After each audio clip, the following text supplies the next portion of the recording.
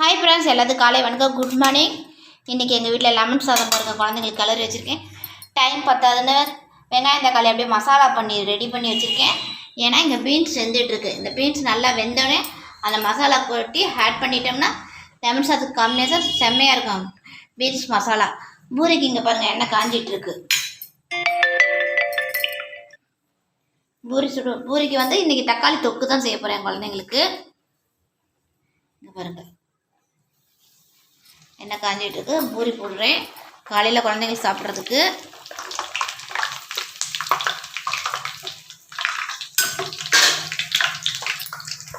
பாருங்கள், இன்றைக்கி நான் பூரிக்கு வந்து லைட்டாக ரவை ஆட் பண்ண பாருங்கள். புசு புசுன்னு இருக்கு பாருங்கள் பூரி.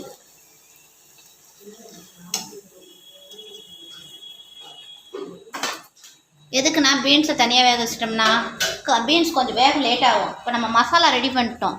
இப்போ பீன்ஸ் வந்து நல்லா வெந்துருச்சு. அந்த மசாலாவோட ஆட் பண்ணோம்னா பூரிக்கு வச்சு சாப்பிட்டா கூட ரொம்ப காம்பினேஷன் நல்லாயிருக்கும். மசாலா பீன்ஸ் மசாலா குழந்தைங்களுக்கு காய்கறி எப்படியாச்சும் நம்ம ஒரு நாளைக்கு ஒரு காய்கறி குழந்தைங்களுக்கு கொடுத்தோணும். பாருங்கள் பூரி பாருங்கள் எவ்வளோ புதுசு புதுசுன்னு வருது பாருங்கள். நான் கொஞ்சமாக ரவை ஆட் பண்ணியிருக்கேன். சப்பாத்தியும் போடணும். ஆல்ரெடி நான் சப்பாத்தி போட்டு காட்டிட்டேன். ஒரு பொண்ணு பூரி சாப்பிடுவா, ஒரு பொண்ணு சப்பாத்தி சாப்பிடுவா. இங்கே இருக்க பீன்ஸ் வெந்துருச்சு, நல்லா வெந்துருச்சு. இப்போ கிளறி ஒரு 5 நிமிஷம் இறக்குனா ரொம்ப ஈஸியான டிப்ஸ் இது. தக்காளி தொக்கு ரெடி ஆகிடுச்சு. இங்கிட்ட கொஞ்சமாக தண்ணி வச்சு பீன்ஸ் நல்லா வேக வச்சிட்டோம்.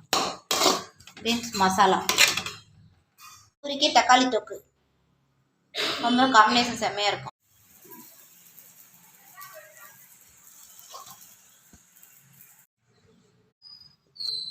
இங்கே இருங்க நல்லா இருக்கும் பாருங்கள். பீன்ஸ் மசாலா எம்மியாக இருக்குது. இப்போ லெமன் சொத்துக்கும் தொட்டுக்கலாம், பூரிக்கு கூட தொட்டுக்கலாம். இதை நீங்களும் ட்ரை பண்ணி பாருங்கள்.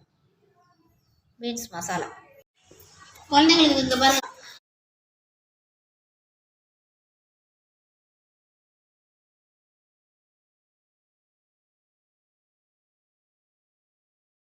சப்பாத்திக்கு நீங்கள் எப்பயுமே மாவு தைக்கிறப்ப நீங்கள் என்ன பண்ணுவீங்க, இந்தமாரி பவுல்லையோ